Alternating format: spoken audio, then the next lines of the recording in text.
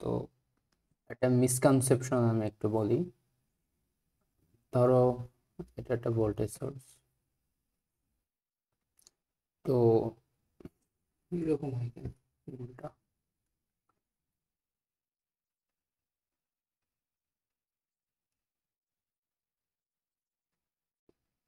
Circuit. এখন আমি যদি এখানে আরেকটা দিয়ে দিই তার, তাহলে কি হবে? এটা ভি, এটা R1, এটা R2।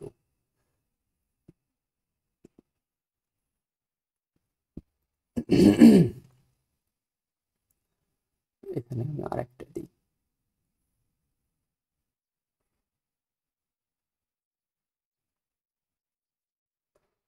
এরকম করলে যতদূর আমরা জানি যে কারেন্ট এখান থেকে বের হবে, বের হয়ে এদিক থেকে চলে যাবে, এটা বাইপাস করে যাবে। তার কারণ আমরা কি জানতাম? কারণ এটাতে রেজিস্ট্যান্স বেশি, এটাতে কম রেজিস্ট্যান্স, এই জন্য কারেন্ট কম রেজিস্ট্যান্সের ভিতর দিয়ে যাওয়ার জন্য এটা বাইপাস করে এর মধ্যে থেকে যাবে। এর মধ্যে থেকে যাবে গিয়ে এখানে তো বাইপাস করার কোনো অপশন নাই, তো এদিকে যাবে। তো এখান থেকে যদি তুল্য রোধ বের করা হয়, আর ইকুইভ্যালেন্ট দেখা হয় এখান থেকে। তো আর ইকুইভ্যালেন্ট হবে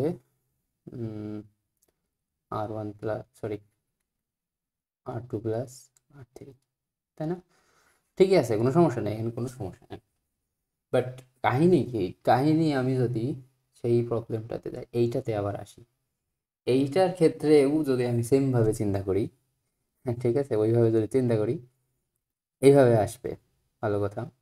এইভাবে এসে এখন দেখতেছে যে তার এদিকেও যাওয়ার রাস্তা আছে, এদিকেও যাওয়ার রাস্তা আছে, এদিকেও যাওয়ার রাস্তা আছে। সে সে দেখে এদিকে রোদ, এদিকে রোদ, চলে যাবে একদম এই বরাবর, সোজা এদিক চলে যাবে। তারপর কি করবে? তারপর সে এদিক যাবে। তারপরে মানে সে এইটার মধ্যে দিয়ে গেল, গিয়ে আলটিমেটলি সে হচ্ছে ব্যাক করে গেল। ঠিক আছে, এটা মনে হতে পারে। তার মানে এখানে কি? তার মানে এখানে আর ইকুইভ্যালেন্ট হবে হচ্ছে মাত্র 12, মানে একটাই মাত্র, জাস্ট এইটার মধ্যে দিয়ে যাচ্ছে কারেন্ট, এর মধ্যে দিয়ে, এর মধ্যে দিয়ে চলে যায়, শেষ। এখন এটা পুরোপুরি ভুল। কেন ভুল? কারণ কারেন্টের চলাচলের যে পথ, এটা বেসিক্যালি ভোল্টেজের উপর ডিপেন্ড করে। ওমস ল যেটা কি, তো আই সমানুপাতিক টু ভি। এখন কারেন্ট যদি থাকতে হয়, তার মানে ভোল্টেজ ডিফারেন্সও থাকা লাগবে।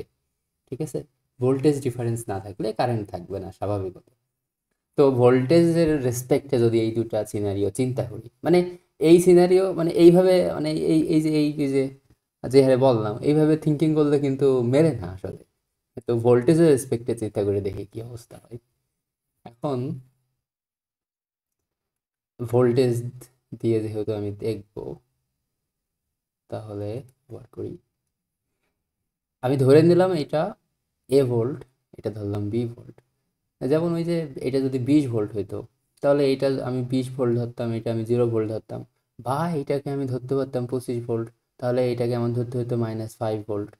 মানে দুইটা ডিফারেন্স বিষয় তো হবে, এক কথায় যে এটা খুশি সেটা আমি ধরতে পারি, কোনো সমস্যা নেই। তো আমি এ ধরলাম, বি ধরলাম। এখন তারপরে কি? তারপরে এই এই নোটটাতে এ, তারপরে ওই সেম ভোল্টেজে এদিক থেকে যাচ্ছে, মানে এখানেও এ, আবার এও এদিকেই যাচ্ছে, এখানেও এ, তাই না? মানে এই রোধের অ্যাক্রসে দুইটা ভোল্টেজ এ, এখানেও এ, আবার এইটাও এখানে যায়, এইটা এ।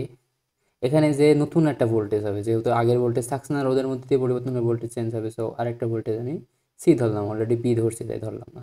দেন আলটিমেটলি আমি যদি আবার এদিক দিয়ে চিন্তা করি, তাহলে এটা বি। তো এর রেসপেক্টে মানে আর এর অ্যাক্রসে ভোল্টেজ বি আর সি, R3 এর অ্যাক্রসে, R2 এর অ্যাক্রসে এসি, আর এটার অ্যাক্রসে ভোল্টেজ ডিফারেন্স জিরো। এর অ্যাক্রসে যদি ভোল্টেজ ডিফারেন্স জিরো হয়, তাহলে ডেফিনেটলি কারেন্ট জিরো হবে। তার মানে এর মধ্যে থেকে কারেন্ট যাবে না। ভোল্টেজের রেসপেক্টে চিন্তা করলে কারেন্ট যাবে না, তো কই থেকে যাবে? এই যে যাওয়ার রাস্তা কারেন্টের। ঠিক আছে, কোনো সমস্যা নেই এইখানেও। ঠিক আছে, এইটা এইটাও আবার ওইভাবে চিন্তা করে দেখি। তো এটা কি, এটাকে আমি এ ধরলাম, এখানে এটা কেমন কেমন লাগে, এটাও কেমন লাগে, এটা, এটা ঠিক আছে, এটাকে এ ধরলাম, এইটাও এ, তাহলে আলটিমেটলি এইটাও এ, তাই না?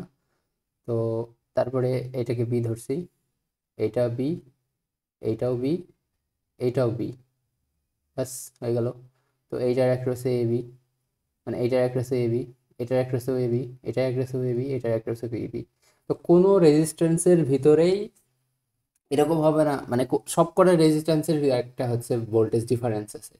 যেহেতু সবকটা রেজিস্ট্যান্সে একটা ভোল্টেজের পার্থক্য আছে, এই জন্য ডেফিনেটলি কারেন্ট সবকটা দিয়েই প্রবেশ করবে। কি হারে প্রবেশ করবে এইটা রিয়ারেঞ্জ করে দেখা যায়, অথবা এই যে দেখাই যাইতেছে সবকটা যেহেতু সেম ভোল্টেজে আছে, সবকটাই এবিতে আছে, তার মানে সবকটাই সিরিজে হবে, সরি প্যারালালে হবে সবকটাই। এই আর কি একটা মিসকনসেপশন হয়, আর হাসিও লাগে।